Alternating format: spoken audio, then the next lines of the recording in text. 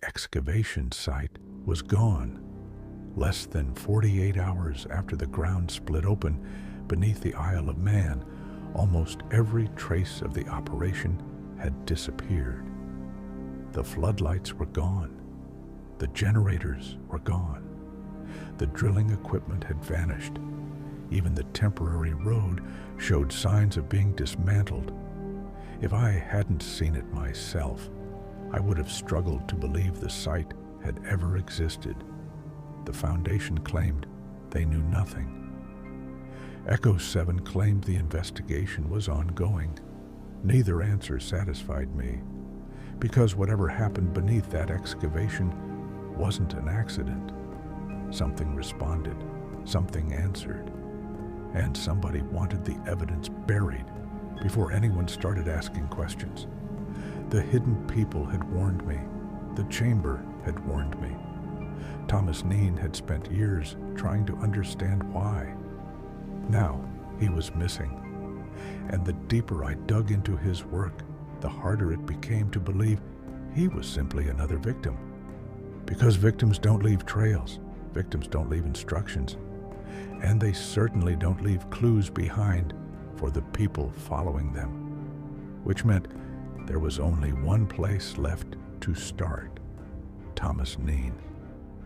The last time anyone officially saw him, he was standing beside a remote hillside with a notebook in one hand and a camera in the other. 3 days later, his vehicle was found abandoned. The investigation concluded he had suffered some kind of accident. Most people accepted that explanation. Kneen didn't, because Kneen had already left behind evidence that suggested he knew exactly where he was going. The question wasn't whether Thomas Kneen disappeared. The question was why he wanted to be found. I returned to Kneen's archive that night. The Foundation had copied most of his research, but they had not understood all of it. That was their weakness. They processed evidence. Kneen listened to it. His notes were not clean. They were not ordered. They were not the work of a man preparing a report. They were the work of someone chasing a living trail. Maps were folded inside notebooks. Photographs were pinned to witness statements. Old newspaper cuttings had been marked with dates, circles, and arrows. Some pages contained only a place name. Others contained a single phrase repeated over and over. The roots are older than the stories. At first, I thought he was referring to the tunnels. But the more I read, the more I realized Kneen had started thinking differently. He no longer believed the hidden people's stories were separate legends. He believed they were markers, warnings placed across generations, not to explain the island, to protect it. One notebook had been kept apart from the others, smaller, older, bound in cracked brown leather. The first page contained only 2 words: follow backwards. Below it was a list of places. Some I recognized. Others had been crossed out so many times they were almost unreadable. But one name appeared again and again: South Barrule. Kneen had underlined it 3 times. Beside it, he had written one sentence: the hill was never watching outward. It was watching below. I sat with that line for a long time. South Barrule was no ordinary hill. Its summit carried the remains of an ancient hill fort. Most would say it had been built to defend, to protect, to watch for enemies approaching across the land. Kneen no longer believed that. In the margin of his notebook, he had written another line: most people believe the fort was built to keep enemies out. I think it was built to keep watch over something trying to get out. That was the moment the entire investigation shifted. Kneen had not been trying to prove the hidden people existed anymore. He already knew they did. He had moved on to a different question. What were they guarding? The next page contained a witness account from the forests below South Barrule. A shepherd in the late 1960s had claimed to hear music among the trees. Not wind, not birds, music. A single violin playing somewhere beyond the path. He followed it for several minutes before noticing lights moving beneath the hillside. Not on the hill, beneath it. When he returned home, his watch had stopped. His dog refused to enter the house for 3 days. The account had been dismissed as folklore. Kneen had written one word beside it: entrance. I drove south before dawn. The roads were empty. Mist rolled low across the fields, turning hedgerows and stone walls into dark shapes, half seen through gray. By the time I reached the forest below South Barrule, the first light had begun touching the hill. The place was quiet. Too quiet. That kind of quiet no longer felt natural to me. Not after the chamber, not after the stone circle, not after hearing something breathe beneath the excavation shaft. I parked off the road and continued on foot. The trees closed around me within minutes. Old tracks twisted between the trunks. The ground sloped unevenly.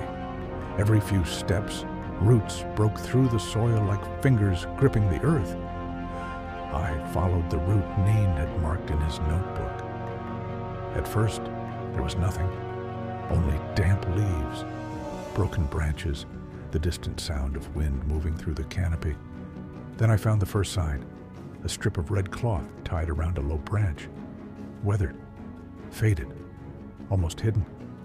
Kneen had used red markings throughout his notes, not for danger, for direction. 20 meters beyond it, I found another, then another. Each one led deeper into the forest, not along the path, away from it. By mid-morning, I had left every visible track behind. The forest became denser, the air colder. And then I saw the stone. It stood between two trees, half swallowed by moss. No larger than a grave marker, but carved into its surface was the same symbol I had seen at the excavation site. A circle broken by a vertical line. The mark Kneen had copied into his notes. The mark attached to the gate. I photographed it. The moment the flash fired, something moved behind me. I turned quickly. Nothing. Only trees. Only mist. Only the feeling that I had just drawn attention to myself. My radio crackled. For a moment I thought Echo 7 was trying to contact me. Then a voice came through. Not his, not Foundation, not human. Leave the path. I stood still. The message made no sense. I was already off the path. Then I looked down. The ground beneath my boots had changed. The soil formed a narrow line through the trees. A track. Too subtle to notice unless you were looking directly at it. It ran between the roots, through the stones, past the marked branches. Kneen had found one of the roots above ground. Not a road, not a trail. A memory of movement. I followed it. The forest around me seemed to react. Branches shifted without wind. Birdsong vanished.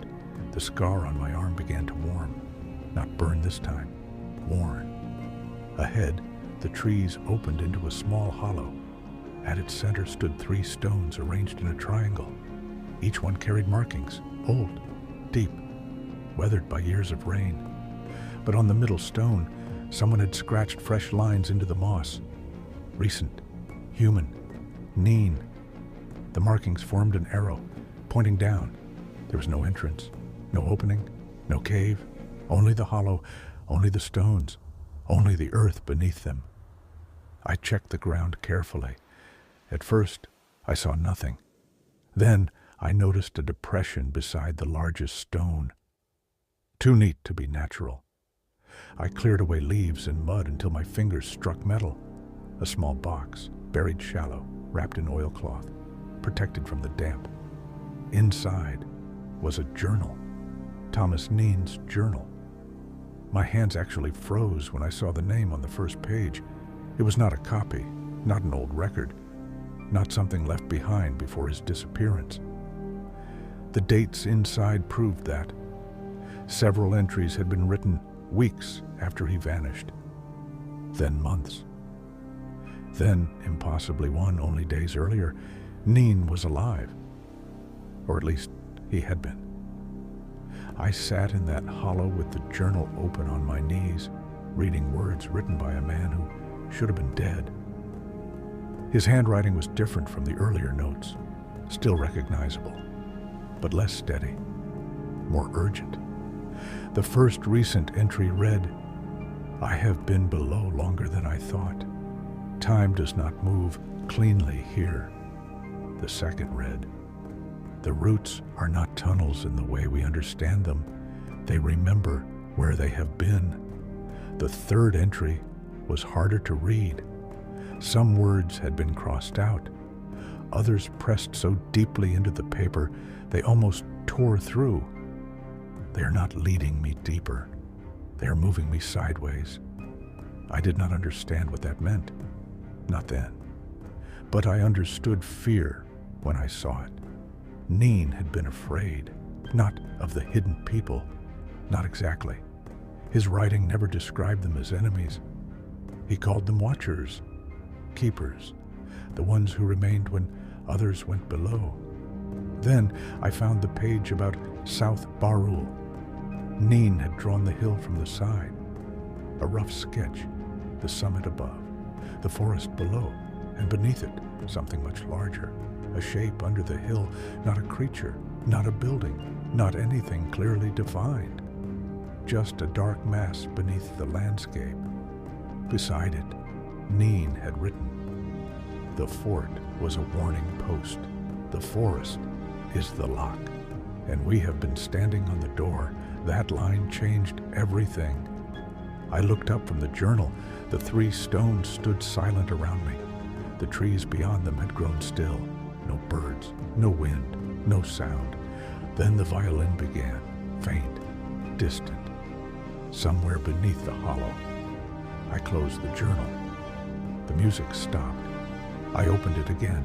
The music returned, not louder, closer, as if something below recognized the book. I turned to the final pages. Most were damaged. The writing became broken, short phrases, warnings, fragments. The Foundation cannot control this. The men digging are not working alone. The hidden people are divided. Some want the roots sealed. Some believe the surface has already failed. The guardians are moving. The witches knew before anyone.